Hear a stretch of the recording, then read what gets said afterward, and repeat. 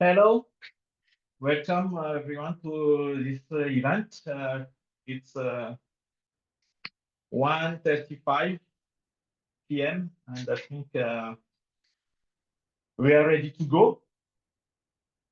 Thank you for joining us for today's webinar. And titled the issues of affordability and financing the transition to eCooking. Today's session is the last one for a series of three on the electricity access program and clean cooking. This series of conferences is organized by GGE-EA, Growing Government Engagement in Energy Access, project in which CLABIA is a part. CLABIA, or African Association for Rural Electrification, is a bilingual technical network built by policymakers for them. We are based in Côte d'Ivoire. CLABIA's mission is to achieve SDG 7. The association is focusing its activities around capacity building and knowledge management. The webinar today is aligned to this capacity building task. My name is Harry Dr, the Executive Secretary of CLABIA. I would like to thank all participants at this event. We have nearly 150 registered attendees and present 52 persons present. Thank you for your interest. The GGE-EA project is funded by Transforming Energy Access within support of UK8. As implementing partners for GGE-EA project, we have, of course, CLABIA and South of North, based in Cape Town. South of North is a non-profit organization based in South Africa and focusing its activities on climate change and sustainable development. To return to our subject, allow me to summarize our two last webinars. Two recent webinars in the Electricity Access Program and Clean Cooking series explore the opportunities and challenges of electric cooking, particularly in off-grid context. The first webinar, the cooking opportunities in off-grid context and country example, held on 2nd of June 2025, featured speakers including Dr. Faith Wandera Undogo from Kenya's Ministry of Energy and Petroleum, Dr. Anna Clements from Modern Energy Cooking Services, and Dr. Yoana Bisaga from Global Platform for Action. The takeaways from this first webinar included, allow me to share this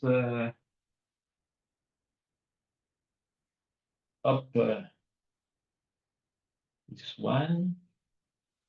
I've prepared some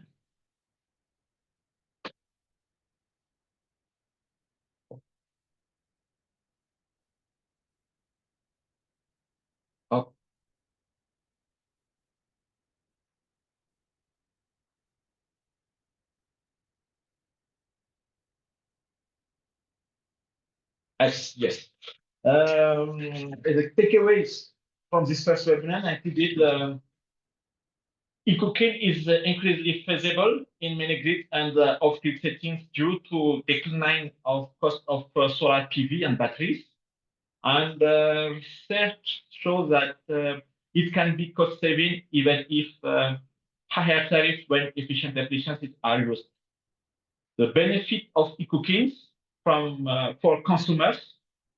eCooking offers benefits for consumers such as cost effectiveness and convenience through efficient appliances like electric pressure cookers, and for many grid developers, increasing electricity demand and revenue. As impact,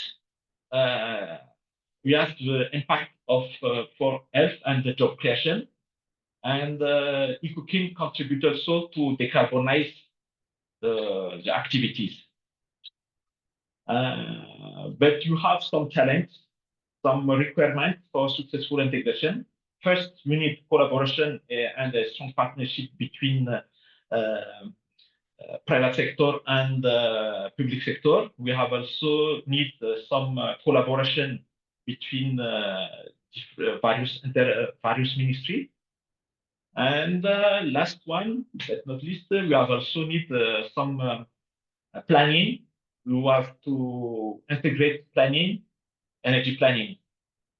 During this first webinar, we had a country examples from Kenya, from Tanzania, and Malawi. This country has a strong experiences on eCooking and off-grid. The second webinar is titled the deep dive on eCooking and mini-grids, held on 17th of June. The webinar focused on the integration of eCooking with mini-grids, held by Dr. Clements from MEX.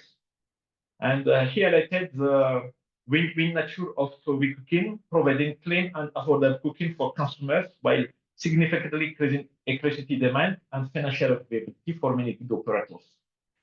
As takeaways,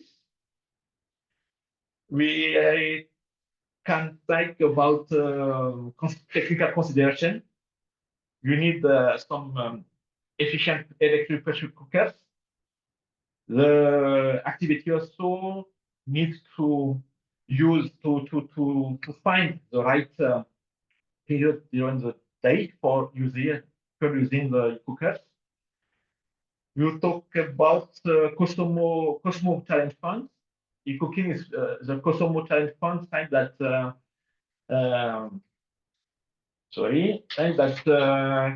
first phase of this challenge fund demonstrated that eCooking is feasible and cost-effective in many grid contexts significantly, and then seen profitably when integrated early in planning. Last but not least, we had two experiences from private sector. First in Haiti, and second one in Tanzania during this second webinar. Both webinars concluded that cooking on off-grid system is viable, and we can find this webinar into our website. Before I give to the panelists today the floor, allow me to cover a few housekeeping topics. Today's webinar is being recorded too. We will be able to share a link with you after the event is completed. We welcome you to revisit the context, the content yourself, and share it with colleagues. We also invite your comments and questions. Please look at the Q&A chat box on your screen. If you think of a question for speakers at any point, just type it in there, and I will pose into our speakers. At this time, I'm going to hand the floor over Dr. Anna Clements and Simon Batchelor, who are going to start today's presentation.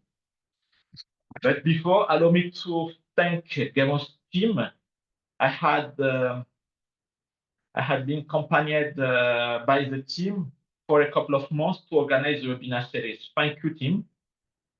Anna and Simon, it's all yours. Thank you very much. Thank you very much, Harry. There is a question just asking about if there's going to be translation into French.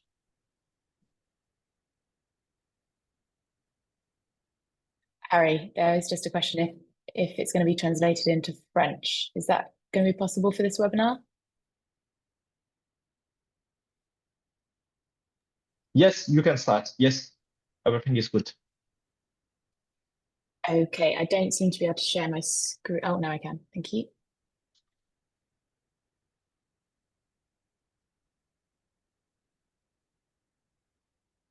Okay.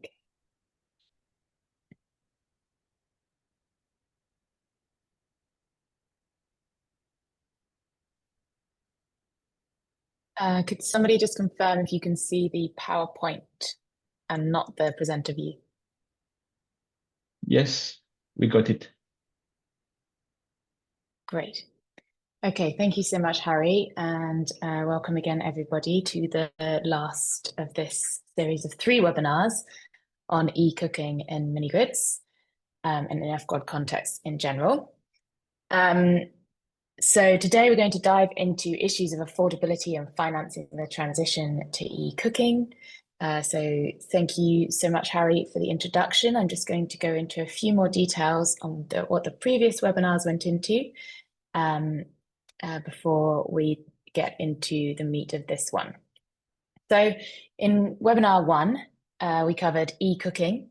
We covered that there are modern appliances that are very energy efficient, such as these on the top right of this slide, for households and institutions that mean that cooking with electricity can be cost effective for the user.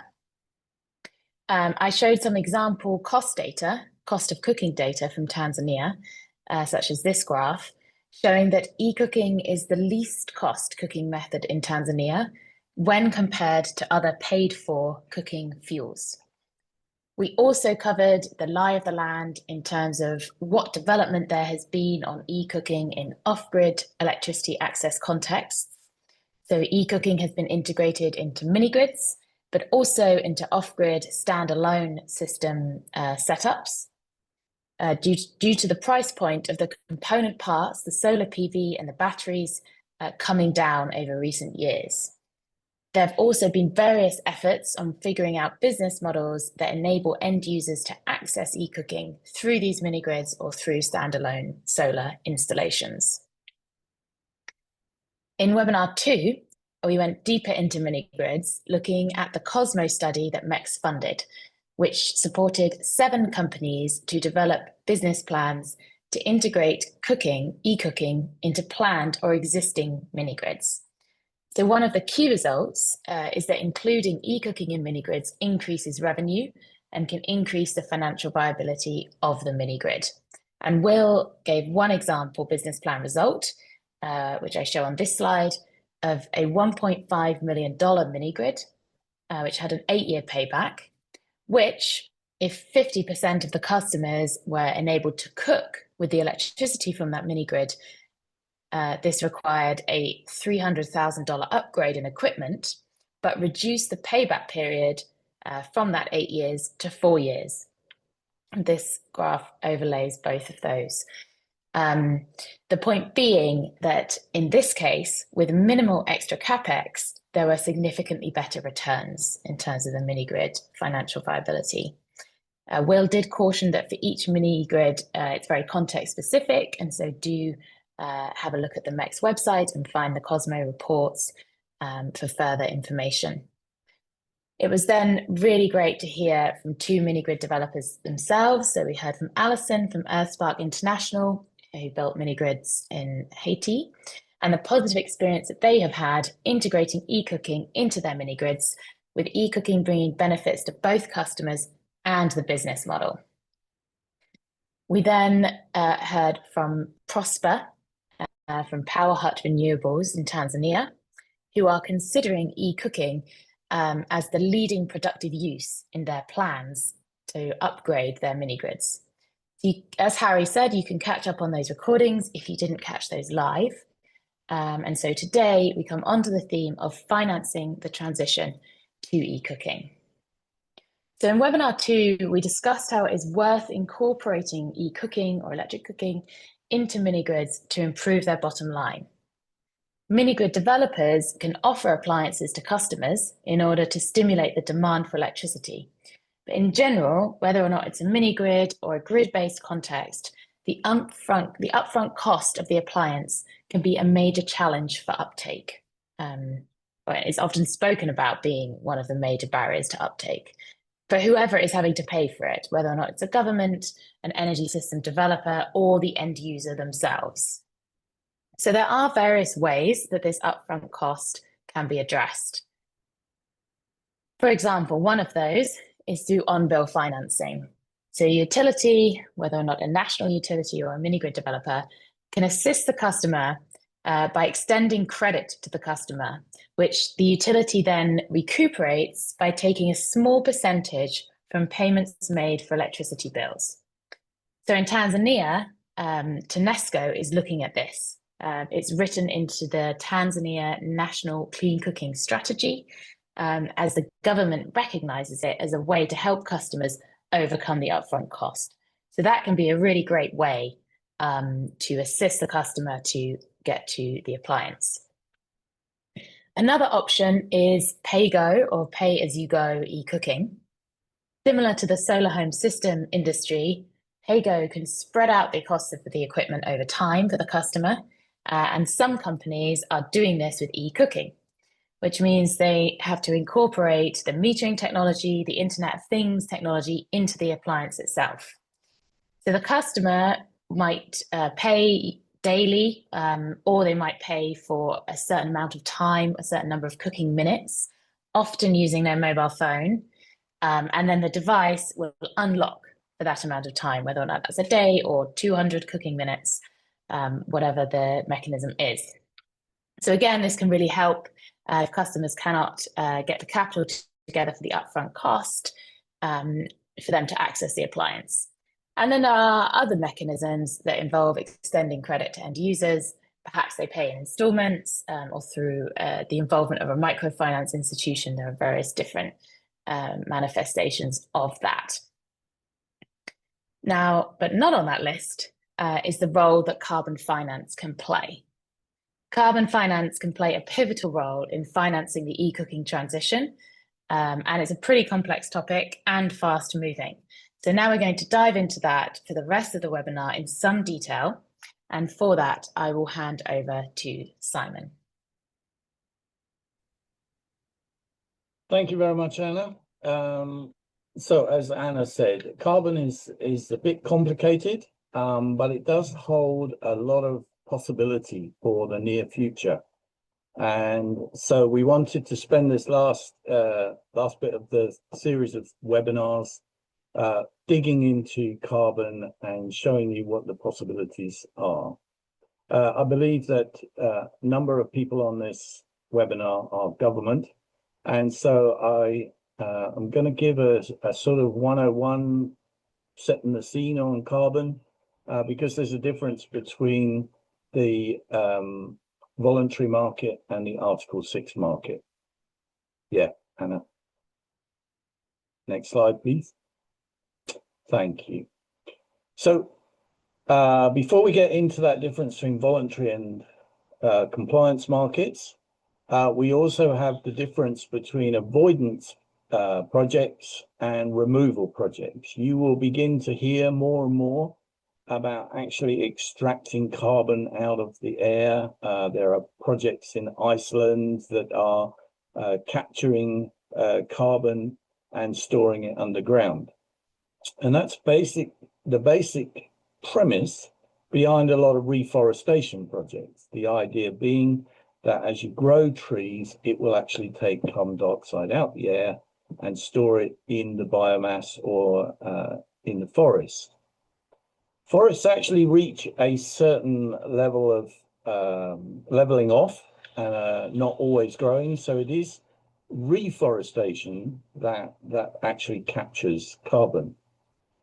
Avoidance is where we are taking something like our work with e-cooking, where people were burning biomass, they were burning charcoal or wood, they were sending carbon dioxide into the atmosphere, and we're switching that out to e-cooking based on renewable energy, which is particularly true for many mini grids, and that is avoiding carbon.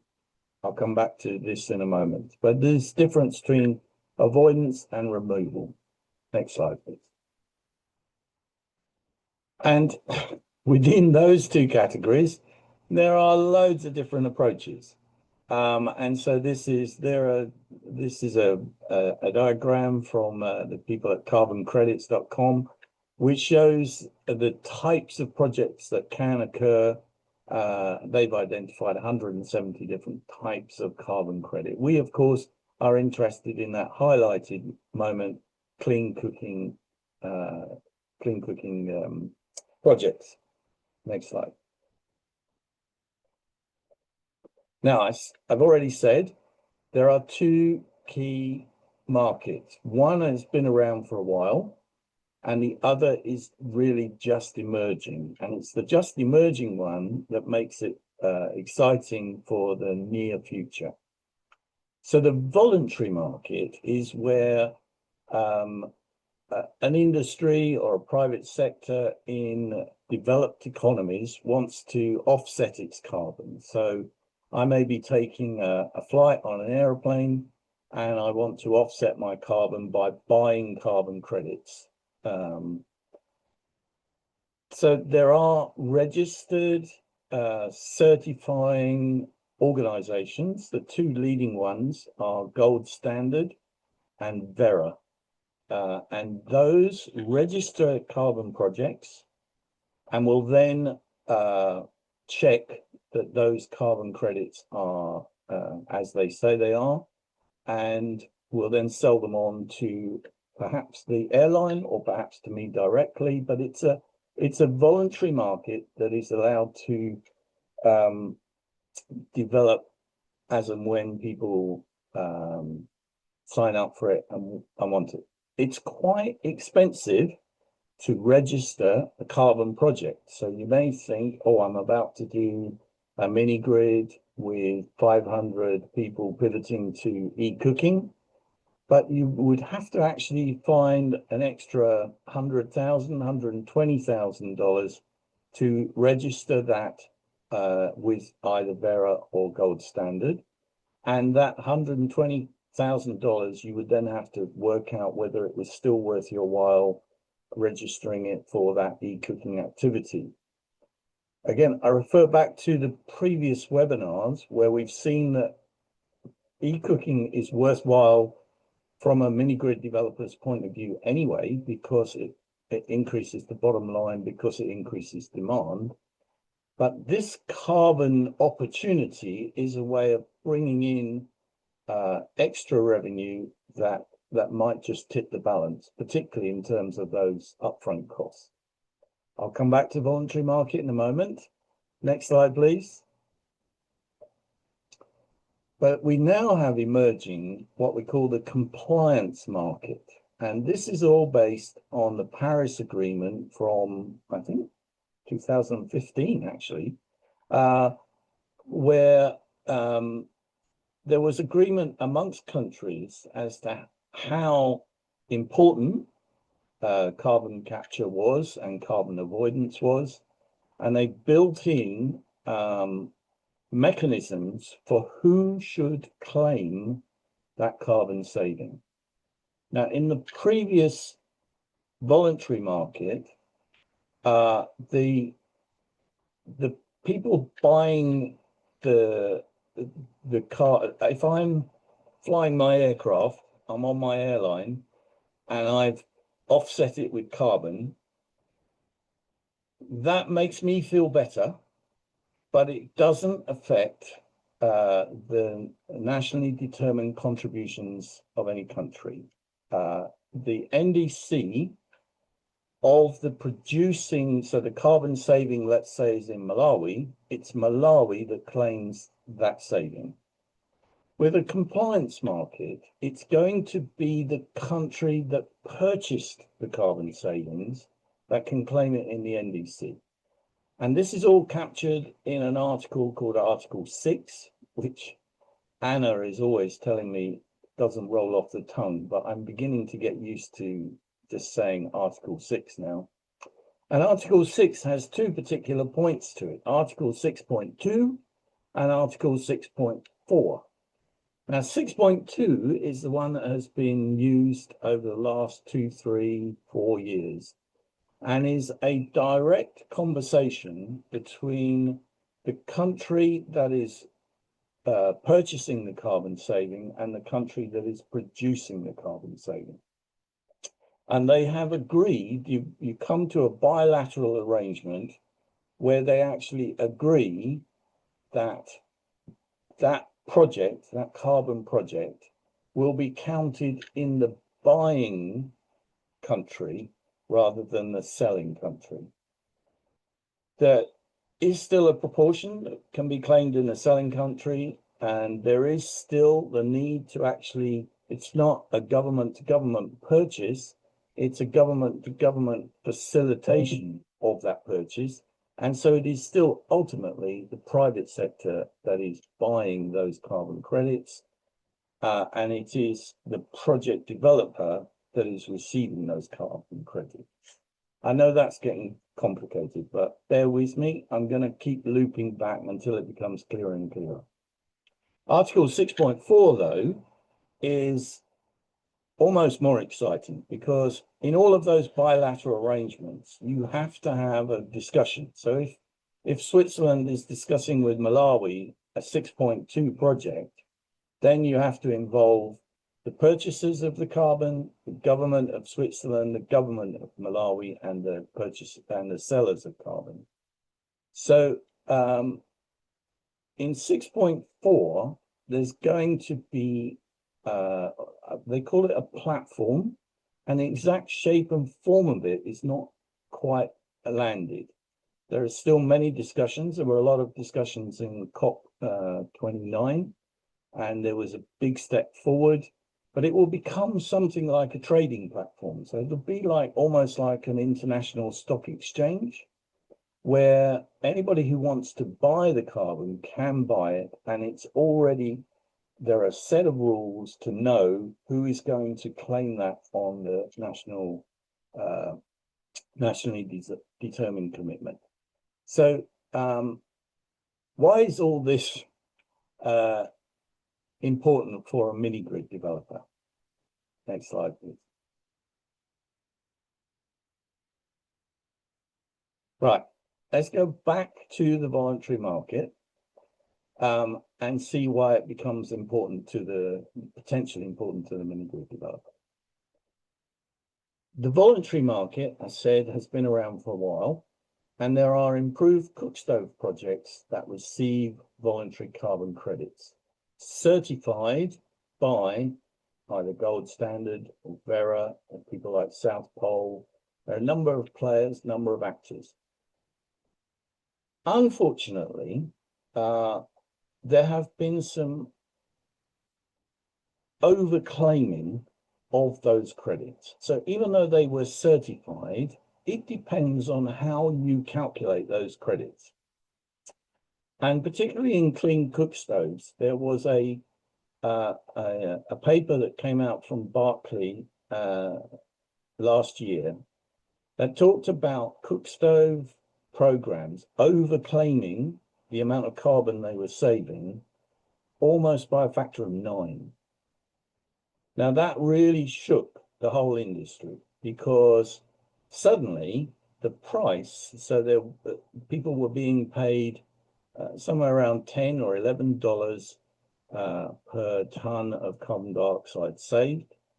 And when that paper came out, the price dropped to near a 4 to take into account this idea that perhaps some people are overclaiming. There was some direct fraud which has yet to be proven, so I have to be careful. Certainly the internet and the articles suggest that there was possibly some fraud, but actually a lot of it was all about how you calculated the carbon. So there is this idea that some of the wood and the charcoal that is being burnt in stoves is effectively renewable. If you can imagine going to a tree and just cutting off some of the branches and burning those branches, then the tree would actually regenerate, and over a relatively short period of time, the carbon dioxide that you released in your fire would actually be captured again in that tree. The problem comes if you cut the tree and kill it, then you have to wait for a tree seedling to come back and grow and capture that carbon. So people talk about the fraction of non-renewable biomass, fraction of non-renewable biomass. And up until recently, that fraction was quite high. There was an assumption that a lot of the wood and the charcoal that people were burning in improved cook stoves was actually non-renewable, and therefore all of it could be counted to claim the carbon. That was very much challenged by this paper that I'm talking about, and we'll come back to where we are with fraction of non-renewable biomass in a moment. The other thing that happened significantly over the last 2 or 3 years is that the researchers who have been advocating e-cooking became very aware that actually with electricity, you can just measure it. All of you as mini-grid developers know that you've got an opportunity for smart meters. You've got ways of measuring how much electricity people are using. So if people are pivoting from charcoal and wood use to an e-cooking stove, you could actually measure how much energy they're using in that e-stove, and then you could calculate back how much wood and charcoal is being saved. And so Gold Standard, one of the leading certifiers, issued the gold standard methodology for metered and measured energy cooking devices. That came out in 2022. And that has proven itself and grown in integrity. Basically, it's not so easy to game the system and to overclaim. And because of that high integrity, we're now actually seeing prices for a ton of carbon dioxide saved at around $20. So the overclaiming in the improved cook stove led to a decrease down to something like $4. And the high integrity methods gave buyers confidence to actually offer $20. And at $20, you can begin to do some interesting things. So that metered methodology initially started in gold standards, now been picked up by Vera, and there is the new CCA clear methodology, and it's embedded within the clear methodology. Of course, the metered methodology does only work with higher tier stoves that are actually metered or measured. So you can measure how many briquettes and pellets are being used, but it's very difficult to measure automatically how much wood and biomass is being used. And so the e-cooking gives you this fantastic opportunity for high integrity carbon sale. It also means that you can add a meter on every device. So one of the ways that the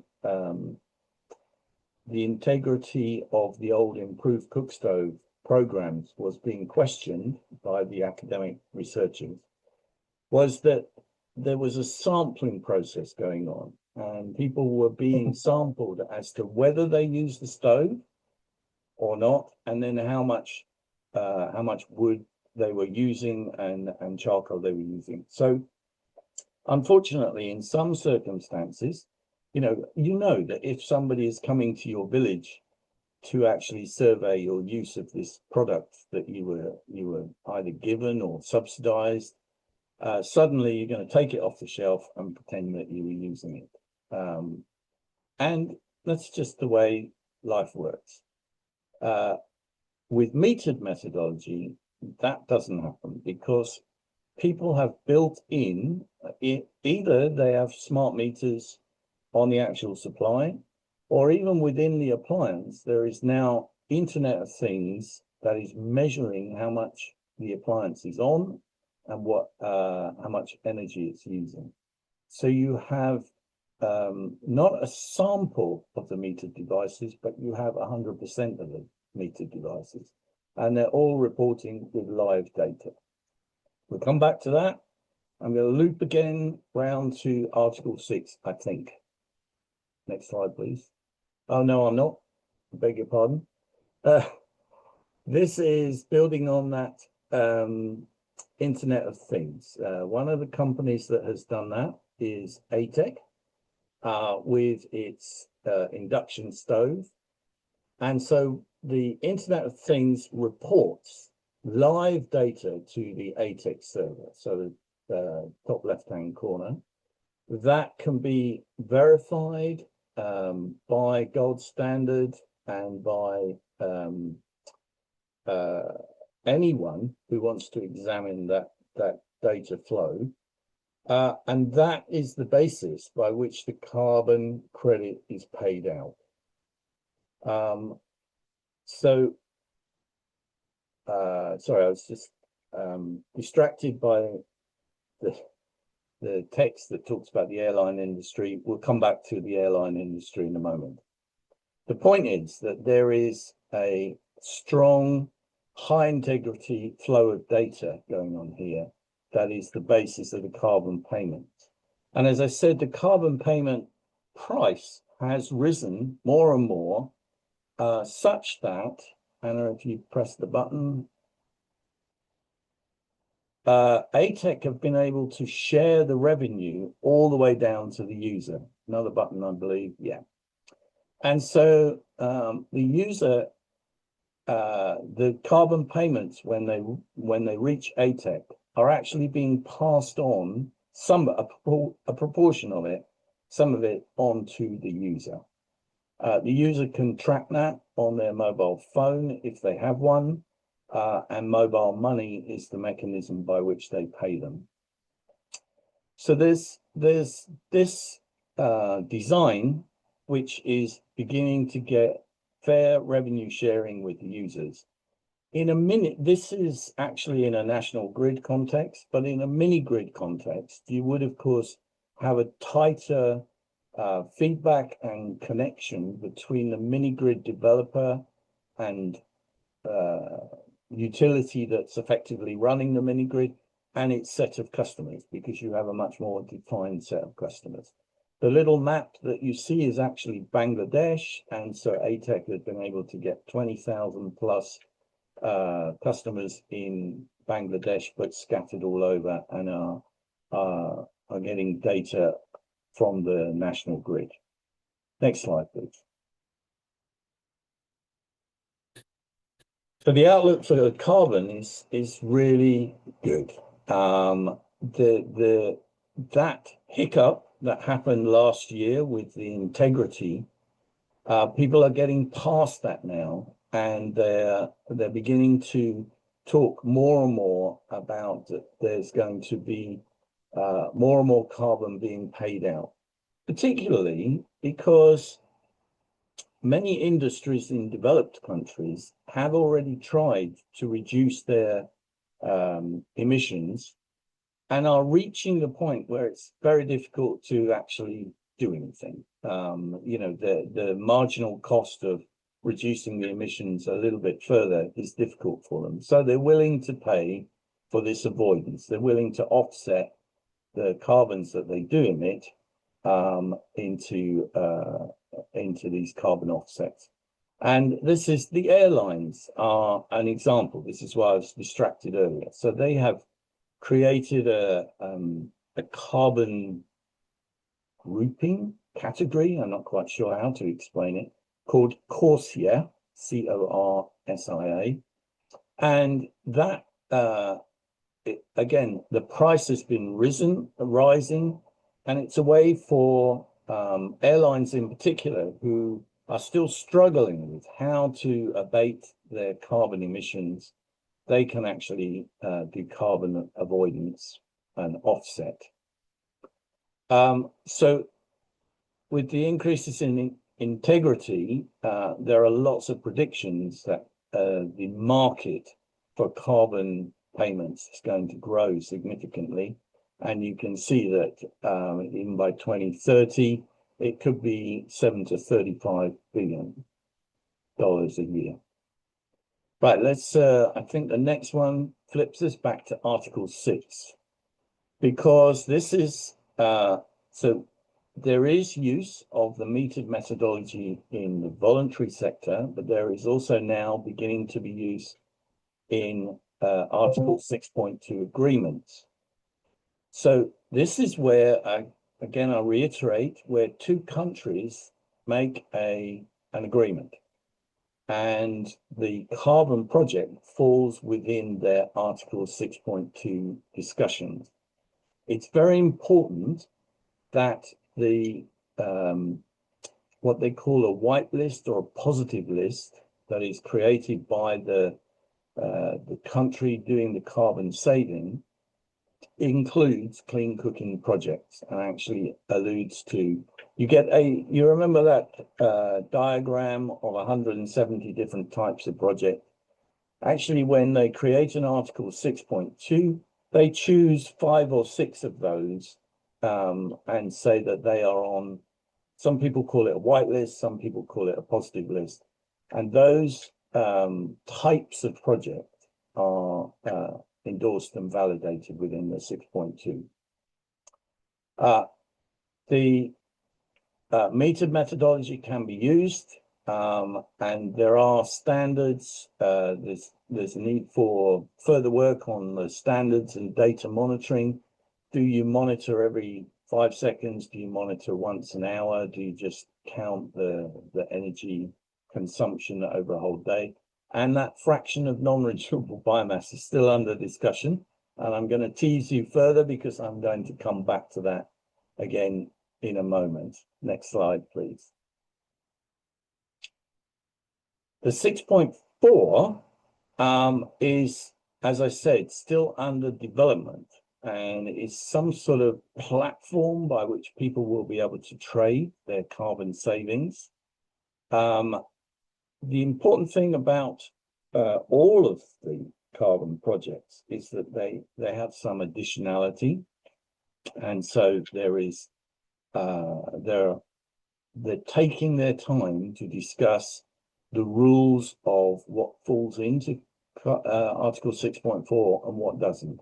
The rules on additionality, the rules on low emission development strategies, and the rules on revenue sharing, because at the moment, ATEC has taken the step to actually share that carbon all the way down with the people, but that's not what everybody does. Some people, Anna was talking about the difficulty of the upfront cost of the appliance. And so some people are just using the carbon to cover that upfront cost, and the supplier is still making their normal profit and then actually additional profit. I'll come to some of the nuances and details of a carbon project in a moment, but just this is about 6.4 is not quite there yet, and the rules are not quite there, but it should be within 12 months, I would think. Next slide, please. It's complicated, and I'm aware that I'm trying to summarize it, trying to keep it relatively simple, but there are complications, and I can see 2 questions. Let me pause for a moment and just, how much is ATEC getting per ton? I'm not allowed to say, but it's of the order of $20. So there are resources on the MEX website. There are briefing notes. We have been trying to help parliamentarians understand this complex landscape. So there are some really good, written by my colleague Samir, simplified discussions of this. Next slide, please. So how do you access carbon finance? Okay. First, there has to be a carbon project owner and developer. Who is actually going to own the carbon project? In some cases, it's the supplier of the equipment, or the one who's rolling out the equipment to the people. It could be a non-governmental organization that wants to sign up for carbon So NGO or private sector has been the traditional landscape. Article 6, though, you definitely need to include government, and there needs to be this naming of clean cooking on the positive list and the white list.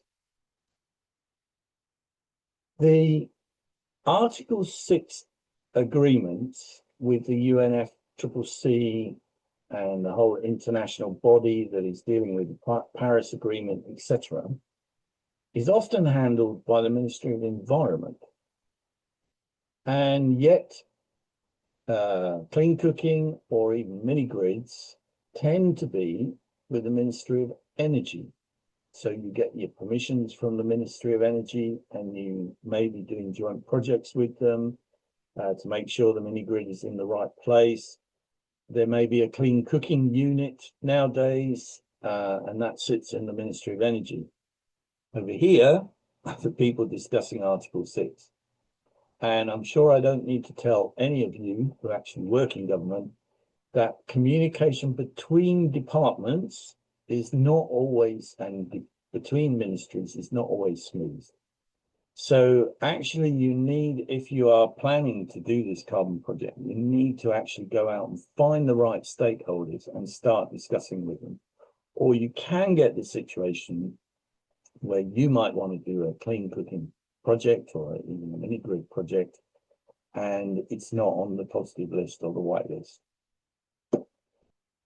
Any project you do must have additionality. Now, this is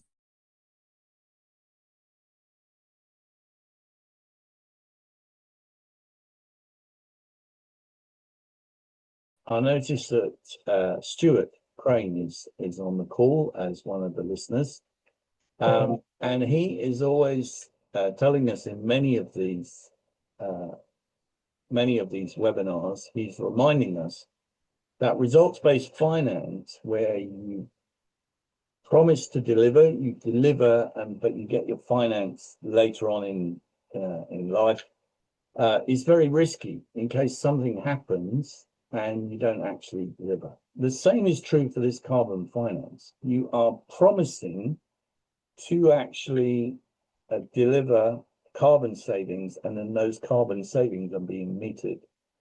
So it becomes a kind of results-based financing, and it has to have that element of it wouldn't happen without the carbon finance. So yeah, there must be that element of additionality, or you can't register the carbon project itself, either with the voluntary or the Article 6. You then have to undertake a baseline. You're trying to pivot people away from carbon emission producing behaviors into something cleaner. Now, many of you will be dealing with mini grids that are solar PV based or renewable energy generation. So that gives you very clean electricity. And if you can pivot them into eCooking, then that's a very obvious change from burning wood and charcoal into eCooking. That obvious change only happens if it makes financial sense to them. Again, in one of the previous webinars, we discussed whether people were paying for their cooking fuels. And when it has mini-grid involvement, you kind of get two situations, or we've seen in the partners that we deal with, two situations.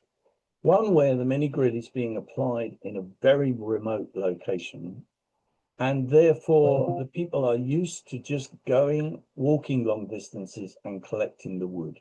They're not paying monetary for their cooking fuel. They're paying for it by time and effort. And we should do our gender acknowledgement that it's the women and children that tend to collect.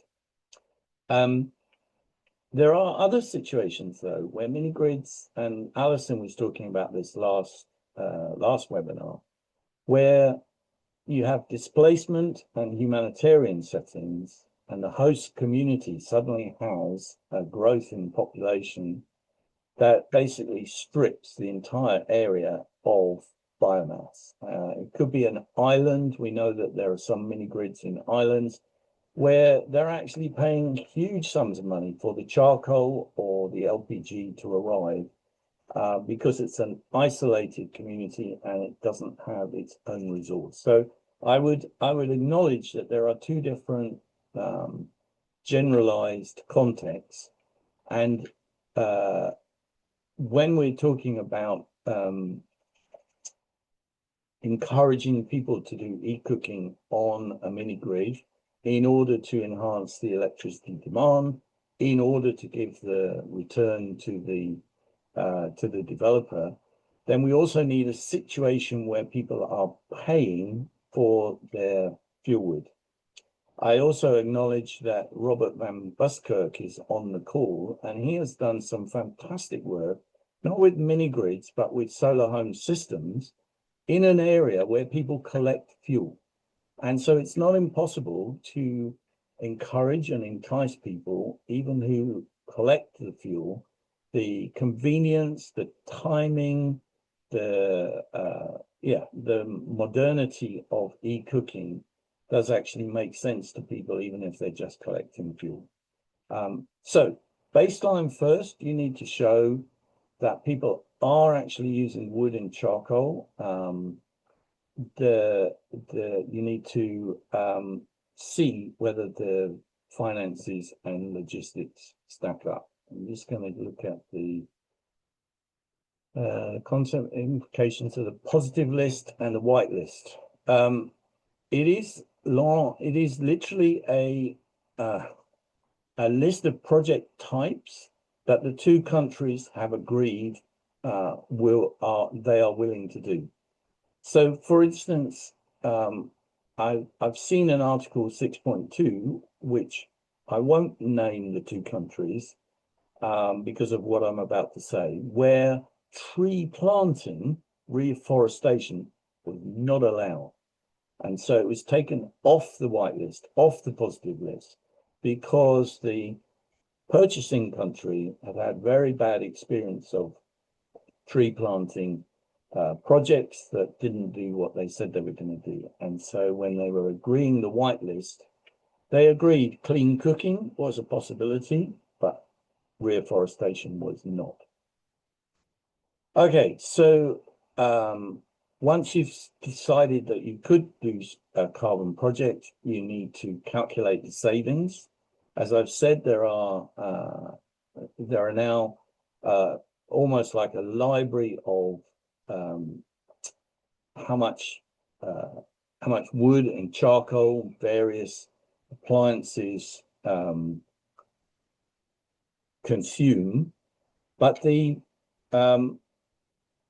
consumption of the wood and charcoal is not just a question of the thermal efficiency of the stoves. Some of you who have had a past in clean cooking may well be very conscious that this stove is 15% efficient, but this stove is 25% efficient. But there's also the behavior of the people, the way people cook, even the menu. You can imagine, can't you, that if you are in Asia, let's say, and you're doing a quick stir fry, that is very different from a 3-hour-long boiling of beans, to get githeri or whatever.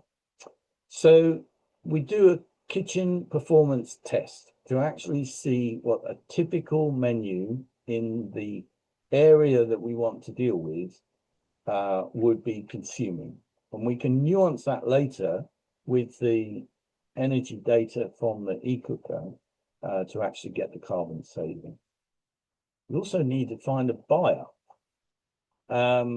So once you actually are developing the project, remember, even with an Article 6 deal, it's not the government of the developed economy that is buying it. It is private sector in that economy. So two of the strong people leading Article 6 are Switzerland and Singapore. the reason they are strong leaders in this is because they both tax their industries with a carbon tax. Every industry has to report how much polluting they're doing. And they have created rules that allow those industries to offset their tax by buying offsets. And therefore, industries that are in Switzerland and Singapore tend to be very interested in buying offset carbon. Singapore used to just charge $5 per ton to their industries for carbon polluting. They have recently risen that to $20 per ton, and their intention by 2027 is to go to $40 per ton, and by a date that I don't remember, they're going to go to $60 per ton. And so to get a deal with one of these countries, you can see that the offset carbon price is going to rise gradually. Next slide, please. How am I doing for time? Okay, I'll speak for another 10 minutes. Right, let me try and come back to this fraction of non-renewable biomass. I said that it is still a bit of a question mark. So there is a tool called MOFRES. You can just look it up on Google. It is driven very much by a couple of researchers who have been looking at this since about 2009, and they have the ear of UNFCCC, and so the FNRB used to be hovering around 70–80%. So you could claim 70 to 80% of the carbon savings. But with the new tool, MOFRES, which used a new set of satellite data and a new set of timelines and rules, many of those have reduced down to 30 or 40%. So if a wood stove was actually producing, let's say, 2 tons of carbon dioxide per year, you can actually only claim 40% of that. Which my brain's just seized, 0.8 tons. That fraction of non-renewable biomass is really important. And if you are going to try and develop a carbon project, this is where you need, as mini grid developers, to zoom in. Because if you use the national average, then you're going to get these reduced percentage rates. But the whole MOFRES tool can zoom right down to, I believe, grids of 1 kilometer by 1 kilometer, and will give you the fraction of non-renewable biomass for that area, for that mini area. So whilst the national average might be 40%, if you are in a stressed situation, if you were on an island where there are no trees and everything is being imported from elsewhere, then you could get back up to 80–90% FNRB. Next. Next slide. Thank you. And I talked about kitchen performance tests. So the I've already covered this. The old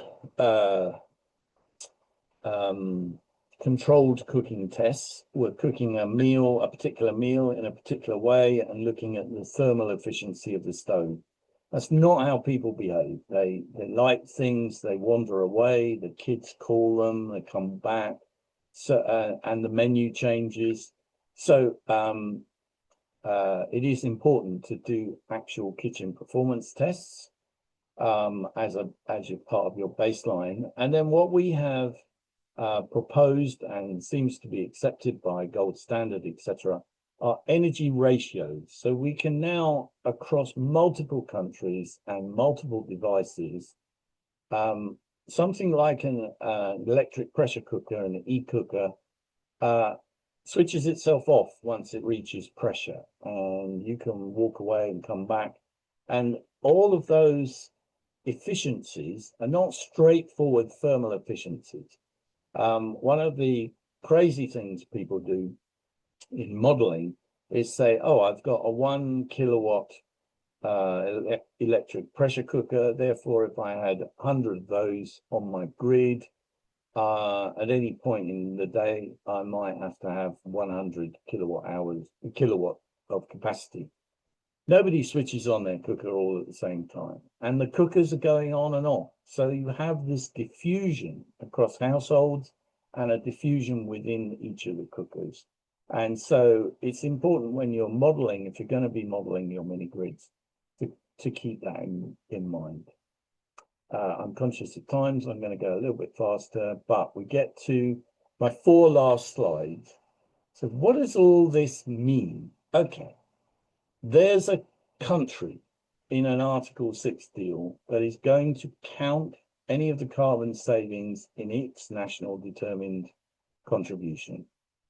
Therefore, it has to be, the Article 6 has to be approved by that government. So that's the Switzerland or the Singapore, but also the Swedens and the UK.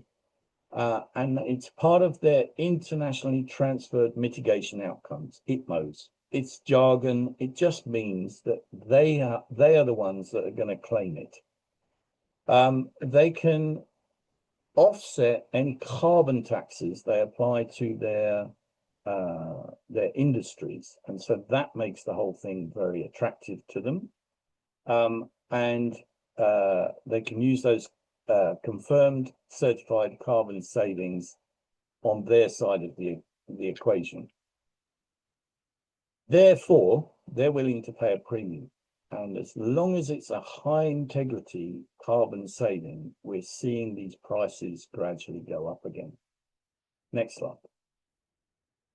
There's a country that hosts the carbon project. So this might be the Malawi or the Kenya, Tanzania, Uganda. And again, the government in an Article 6 deal will receive a connection fee.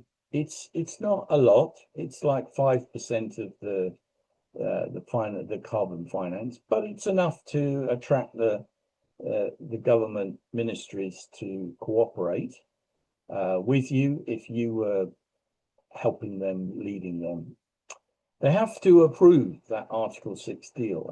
As I said, it's a deal between a government and a government, although weirdly, the money flow is between the private sector and the carbon developer. So, yeah, the project generates the carbon credits. It saves non-renewable biomass consumption, which is why that fraction of non-renewable biomass is so important. In many situations, the current expenditure on the wood and charcoal fuel is going into the mini grid developer and utility. If you as a mini grid developer have encouraged people to to pivot from wood and charcoal into eCooking, then that is the increased demand. But most importantly, it's not new money. It's money that already exists in the economy and is being spent on wood and charcoal and is actually coming into the utility. Downside, actually, people always say, oh, but the charcoal sellers are going to lose their line of income. I don't have an easy answer for that. Yes, they might do. But from a government point of view, the population health and well-being will improve because there's more time for the women, and the particulates and the whole health issues of charcoal and wood are being mitigated. That brings us to the project developer.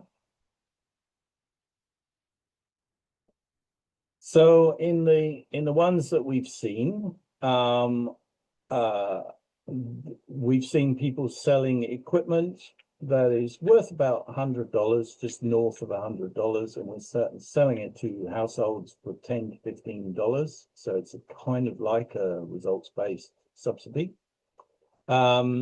but the point is that the developer and the supplier of that equipment is getting a full cost recovery and profit, but maybe over 6 years. The carbon project may run for 6 years, and so they don't necessarily get it up front. And they may have to borrow to actually supply the equipment, and then they get it back. But that is true for all of you who are developing mini grids. You don't get your money back till much later on in the process. That's the whole point about ANAs. Is it 9 years later or is it 4 years? I've talked about the Internet of Things, and but with mini grids, you've also got an opportunity for just smart metering, which is in one sense slightly easier to apply, but you then have to distinguish between whether that electricity was used for the cooking, which is part of the carbon project, or for something else like a radio or TV or whatever. There is opportunity to nudge the users. So because you're getting a live data feed, you can actually see people who started off using the device and then have stopped using it for some reason, or are using it only for a little. I'm involved with a program in Bhutan, and we've been using this nudge to really get people back up and running. It's just a phone call that says, oh, I noticed that you're not using it much. Is there a particular reason? Can we help with that reason?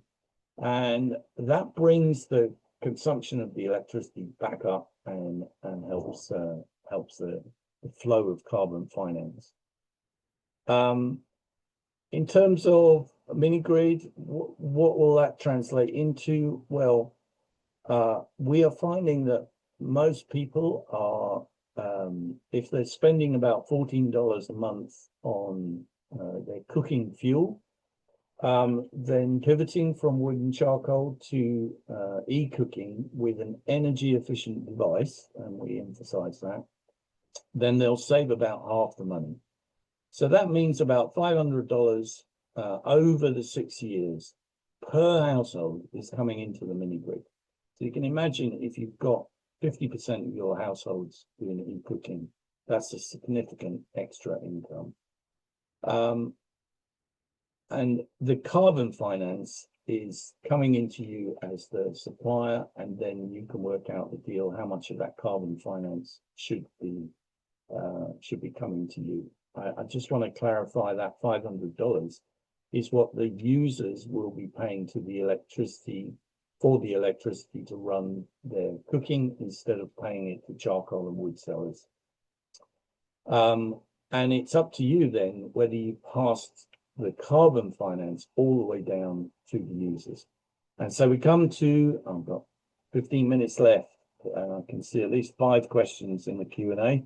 So the last one is the users themselves. So they end up paying $10 to $15 for equipment that's worth $100 or more. They're transitioning away from the polluting biomass. They are saving 50% on their monthly fuel costs. So as well as paying the utility to $500, they're actually saving $500 or thereabouts. It depends on the tariff the mini grid is set at, the energy efficient device that they use, the menu that they use. But these are just ballpark figures based on existing partnerships that we have at the moment.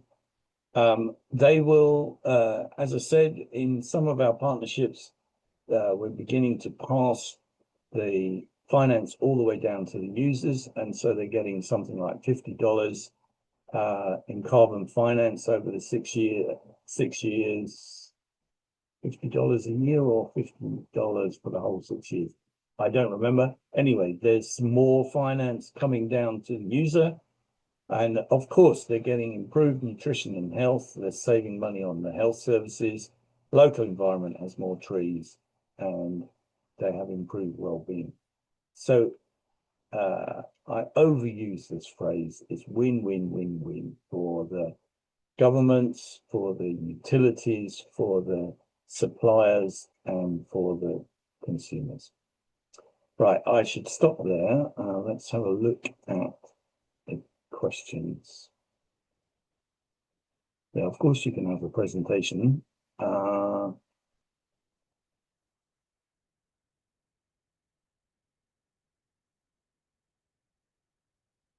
There was some challenges in the past within the framework of CDM that the scale of projects in sub-Saharan Africa was very small and equally emission saving, small equally emission savings. Is it also a concern with Article 6.2? Yeah, it's I think a lot will depend on 6.4. So 6.4, they talk about as a platform, almost becoming like a trading platform, which even 6.2 at the moment is, because it's government to government and then government to project developer.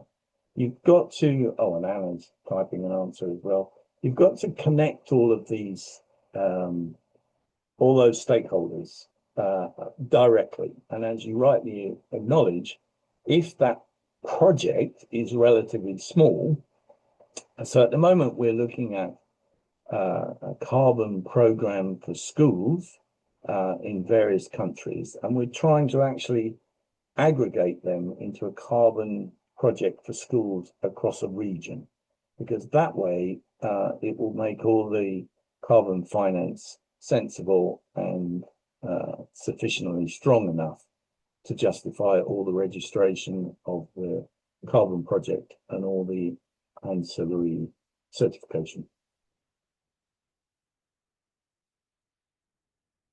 Is MOFAS acceptable to anyone free of charge? Yes, it is. I just literally put MOFAS with the double S into Google. Can we bypass the government if the country policy doesn't lead into the carbon market? You can still do voluntary market. There's nothing that stops you doing the voluntary market. We think, not sure, that Article 6 finance carbon price per unit will be potentially higher than the voluntary carbon market, only because of all the extra certification and hoops that it has to jump through. That may not be the case. It may be, we know that, you know, the clear methodology has been championed by CCA recently, and they also came out with some integrity guidelines. I forget exactly what they're calling them, but, you know, to counter this feeling that people have been gaming the system and not playing the game properly. So in both replanting forests and in clean cooking, you get journalistic articles that are saying, "Oi, this is not accurate enough." And so part of what we're very much trying to work with is that high integrity and that integrity that then leads to a solid price. Is a small scale carbon market doable, or does it need a big scale generally? The challenge at the moment on scale is the cost of certification. So at the moment, it is costing $120,000 to register and certify a project with gold standard. If your project is only, I'm trying to make up the answer as on the spot, but let's assume that you were only doing 500 households, that overhead of $120,000 may not be worth it. So it is possible to do small, but it may not be financially worthwhile.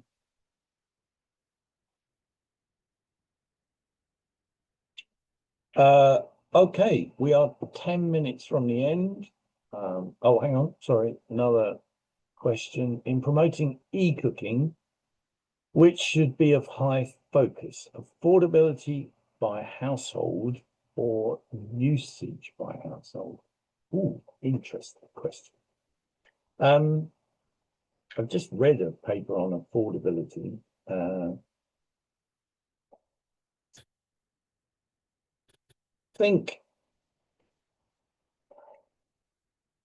Sorry, I'm thinking of my answer because that is an intriguing question, Toyin.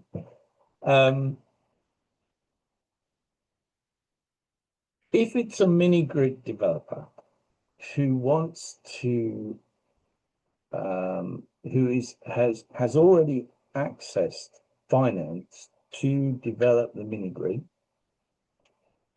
and is therefore looking at its projection of the next few years in order to recover that finance and to pay back any loans and make a bit of a profit, then I think usage is a key thing. Now, you kind of set up the question as affordability versus usage, but your question is, what should be the highest focus? I think from a mini grid developer, in the same way that we always talk about mini grid development as needing an anchor load or productive use or whatever, e-cooking can give you a nice steady load. You only have to get 10, 20% of the households e-cooking, and suddenly you've got that demand that justifies a lot of your finances. So I would say that the high focus for the mini grid developer should be on the usage. But of course, that is sidestepping what is the context. Is it that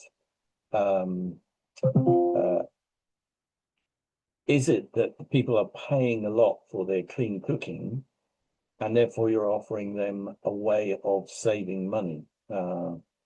And as I said, there are situations now where we can see people, because of the cleanliness in all senses of the word, the lack of pollution, the modernity, or the savings in time, you know, the co-benefits that come from e-cooking.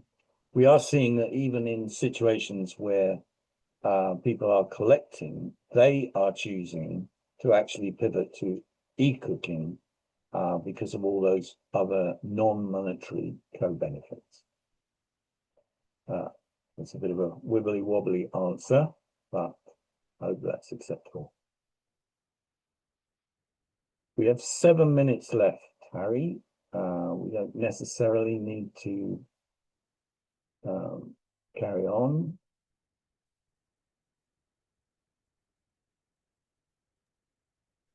Yes, we have 5-7 minutes left. Thank you, Anna and Simon. Your contribution are very relevant. I put my camera.